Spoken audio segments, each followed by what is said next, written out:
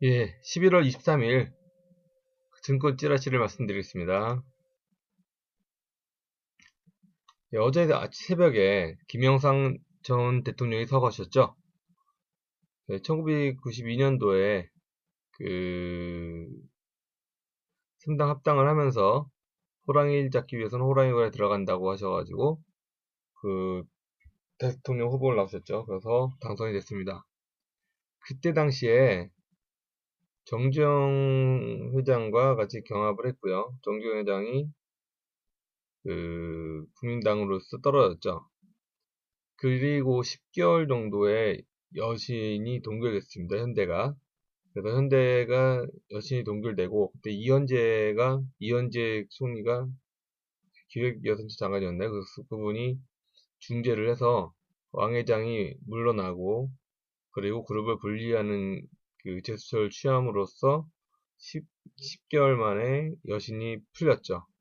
그러면서 현대가 한숨을 트이게 됐습니다. 그래서 그런 악연이 있기 때문에 이 김영삼 전 대통령의 서거가 현대가한테 어떻게 작용할지는 한번 지켜봐야 할 것 같습니다. 물론 삼성도 처음에는 이건희 회장과 관계가 좋았는데요. 이건희 회장이 중국 가가지고 기업은 2류, 공무원은 3류, 정치는 4류라고 발언하는 것 때문에 관계가 안 좋아졌고, 그래서 그 노태우 전 대통령한테 뭐 100억씩 돈을 한 두세 번 줬던 것 때문에 뭐 집행유예까지 받는 그런 일도 벌어지고 했죠.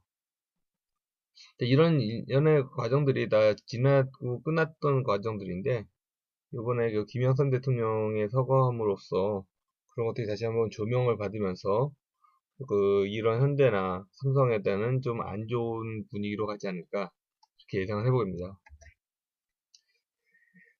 가계부채가 엄청 심각하게 나타나고 있습니다. 국제금융협회에서 발표한 자료를 보면 올 1분기 기준으로 GDP 대비 가계부채가 84.4%로 신흥국 18개국 중에서 1위, 2위인 태국이 69.7%에 비하면 엄청난 차이를 보이고 있죠.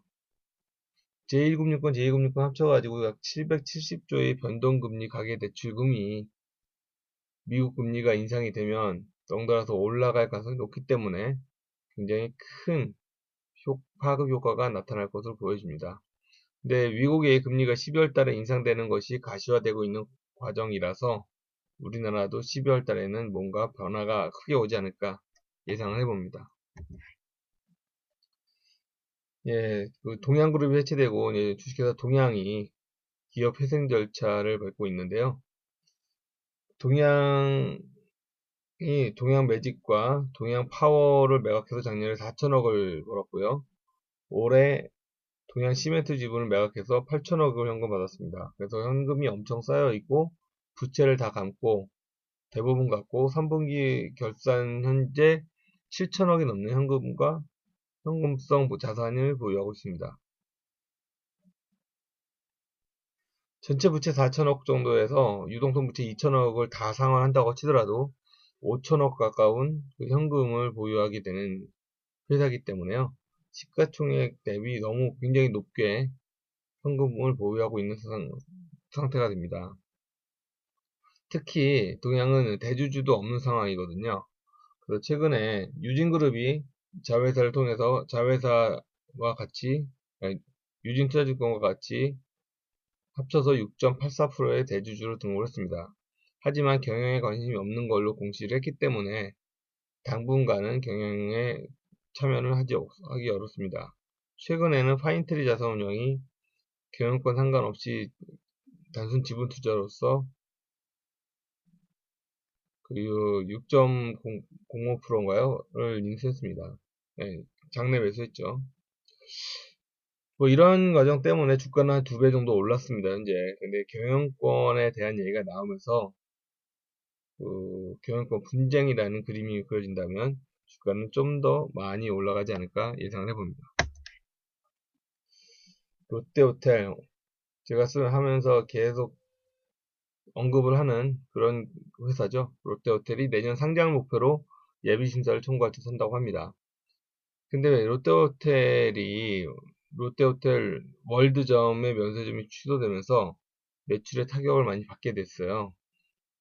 그리고 그 최대 주주인 그 광윤사, 그리고 광윤사의 지배주주인 신격호 회장이 보호해소를 동의하지 않으면 그 상장 심사가 어려울 것으로 보여집니다.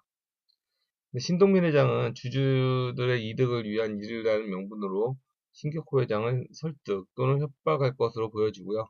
신격호 회장은 경영권을 되찾기 위한 협상의 카드로 사용할 것으로 보여집니다. 최악의 경우에는 국내 상장이 아니라 해외 상장을 추진하겠다고 하는데요. 해외 상장도 그렇게 만만하게 본 분이 아니기 때문에 쉽지는 않을 것으로 보여집니다. 그래서 이런 것들이 당분간은 좀 악재로 작용하지 않을까. 롯데호텔 계열사들은 좀 악재가 나타나지 않을까 생각해 봅니다. 아태지역연합, 아세안 정상회의에 박근혜 대통령이 갔다가 지금 돌아오고 계시죠. 아태지역 15개국 정상들과 같이 미팅을 했습니다. 우리나라까지 16개국이 되는 거고요. 내년도까지 영내 포괄적 경제 동반자 협정 RCEP를 타결하기로 합의를 했습니다.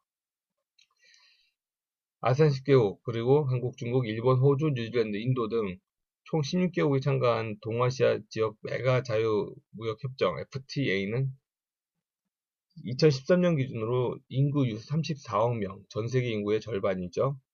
그리고 명목 GDP 21조 6천억 달러, 약 전 세계 GDP의 29%, 교역은 10조 6천억 달러, 전 세계 교역의 29%를 차지하는 것으로 나타납니다. 특히 우리나라가 RCP와의 교역 내역이 총 5천억 달러가 넘어서 우리가 전체 교역하는 물량의 한 절반 정도가 이 RCP를 대상으로 하는 물량이죠. 그래서 우리나라는 수출 업체들이 좀 핑크빛을 보지 않을까 예상을 해봅니다. 아세안과 중국, 일본, 호주, 뉴질랜드, 인도 등에 수출하는 그런 업체들은 핑크빛으로 나타날 것으로 보여집니다.